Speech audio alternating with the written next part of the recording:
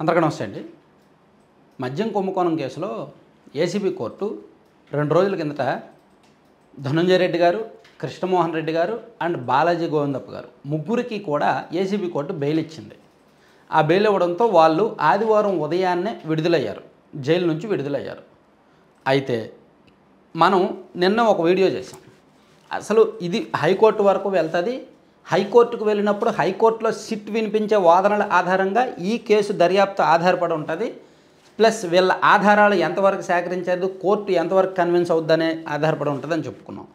So CID ఏం చేసిందంటే, ఈ కేసును దర్యాప్తు చేస్తున్న సిట్ ఏం చేసిందంటే, వాళ్ళ బెయిల్ రద్దు చేయాలి, బెయిల్ ఇవ్వడం సరికాదు ఈ దశలో అని చెప్పి హైకోర్టులో రివ్యూ పిటిషన్ వేసింది. ఈ రివ్యూ పిటిషన్ విచారణ సందర్భంగా హైకోర్టు కొన్ని కీలక వ్యాఖ్యలు చేసింది. ఆగస్టు 23వ తేదీన ఒక పరిణామం జరిగింది ఏసీబీ కోర్టులో.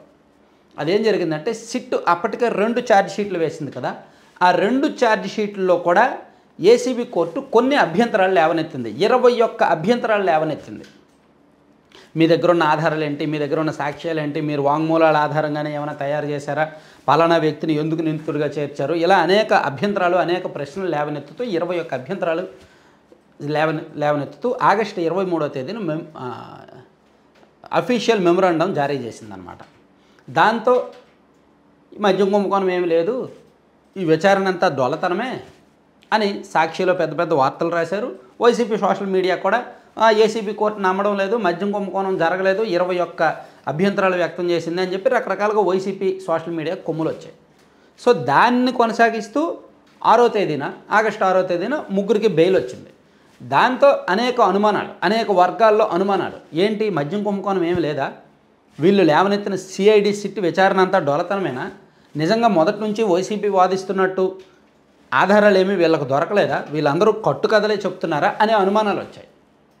అయితే నిన్న హైకోర్టులో విచారణ సందర్భంగా హైకోర్టు ఏం చేసిందంటే, సిట్ లేవనెత్తిన అభ్యంతరాల మీద స్టే విధించింది. అంటే అఫీషియల్ మెమొరాండం మీద కూడా స్టే విధించింది. అలాగే ఈ డిఫాల్టర్ బెయిల్ ఉంది కదా, దాని మీద కూడా వెంటనే నోటీసులు ఇచ్చింది. ఎవరెవరైతే బెయిల్ మీద ముగ్గురు బయటికి వెళ్ళారో ఆ ముగ్గురికి నోటీసులు ఇచ్చి, మీకు ఎందుకు బెయిల్ రద్దు చేయాలి, మీ బెయిల్ ఎందుకు రద్దు చేయకూడదు, వివరణ ఇవ్వండి అని చెప్పి వాళ్ళ ముగ్గురికి నోటీసులు ఇచ్చింది.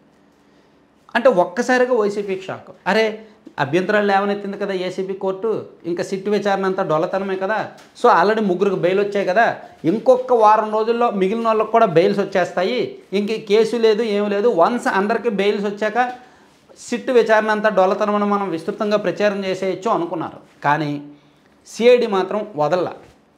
వాళ్ళ దగ్గర ఉన్న ఆధారాలతో అసలు వీళ్ళకి బెయిల్ రద్దు చేయడమే తప్పు, మేము 2 ఛార్జ్ షీట్లు వేసాము, దానికి సంబంధించి మా దగ్గర ఉన్న ఆధారాలు ఇది, మేము ఇంకా దర్యాప్తు దశలో ఉంది, ఇంకా కొత్తగా నిందితులు వస్తున్నారు, అనేక సాక్ష్యాలు ఆధారాలు మేము సేకరిస్తున్నాము, ఈ టైంలో నిందితులకు బెయిల్ ఇవ్వడం తప్పు అని చెప్పి హైకోర్టులో పిటిషన్ వేయడం, హైకోర్టు దీన్ని ఏకీభవించడం. సో దాంతో ఇమీడియట్గా ఇన్ని పరిణామాలు జరిగాయన్నమాట. అయితే ఇవన్నీ జరిగాక కేసు విచారణ కూడా 11వ తేదీకి వాయిదా వేశారు. సో నేనేమంటానంటే, ఓవరాల్గా దీని మీద నా కామెంట్ ఏంటంటే, ఒకటి మాత్రం నిజం, ఒకవేళ వీళ్ళ ముగ్గురు బెయిల్లు రద్దయితే మాత్రం కోర్టులో సిట్ వాదన గెలిచినట్టే. సిట్ వాదన ఎప్పుడైతే గెలిచిందో వాళ్ళ దగ్గర గట్టి ఆధారాలు ఉన్నట్టే. ఎప్పుడైతే స్ట్రాంగ్ ఎవిడెన్స్ సేకరించారో, కోర్టు కన్విన్స్ అయ్యే ఎవిడెన్స్ సేకరించారో, పెద్ద తలకాయ బిగ్ బాస్ను కూడా అరెస్ట్ చేసిన రేపు పొద్దున్న పరిణామాలు ఇలాగ ఉన్నట్టే. ఎందుకంటే ఇప్పుడు వరకు తిన్నోళ్ళందరూ కూడా చిన్న ఎలకలు మాత్రమే, వీళ్ళందరూ కేవలం పైపైన చిలక్కొట్టుడు కొట్టిన వాళ్ళు మాత్రమే. మొత్తం 3,500 కోట్ల స్కామ్లో 10% 15% తిన్నవాళ్ళు మాత్రమే వీళ్ళు, మిగిలింది పెద్ద వేల కోట్ల వ్యవహారం తినదంతా కూడా వేరే అయినా. సో వీళ్ళు ముగ్గురిది ట్రైలర్ మాత్రమే. వీళ్ళ ముగ్గురు విషయంలో హైకోర్టులో సిట్ కనుక సమర్థనీయమైన వాదనలు వినిపించి ఎవిడెన్స్లన్నీ కూడా అందించగలిగి కన్విన్స్ చేసి వాళ్ళ బెయిల్ రద్దు చేసి వాళ్ళను వెనక్కి రప్పిస్తే మళ్ళీ జైల్లో పెడితే మిగిలిన నిందితులకు ఇంకా అలర్ట్ అయిపోతారు, ఇప్పుడప్పుడే బెయిల్ రాదు. మరోవైపు కొత్తగా ఎవరిని అరెస్ట్ చేసినా సరే కోర్టులో సిట్ గెలుస్తుందనే నమ్మకం ఉంటుంది. సిట్ విచారణ డొల్లతనం కాదు, సిట్ విచారణలో గట్టిగా జరిగింది, స్ట్రాంగ్ ఎవిడెన్స్లు ఉన్నాయి అని సాధారణ జనం కన్విన్స్ అవుతారు.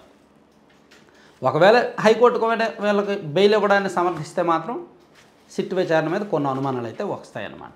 సో ప్రస్తుతానికైతే సిట్దే పై చేయండి ఈ ముగ్గురు బెయిల్ విషయంలో.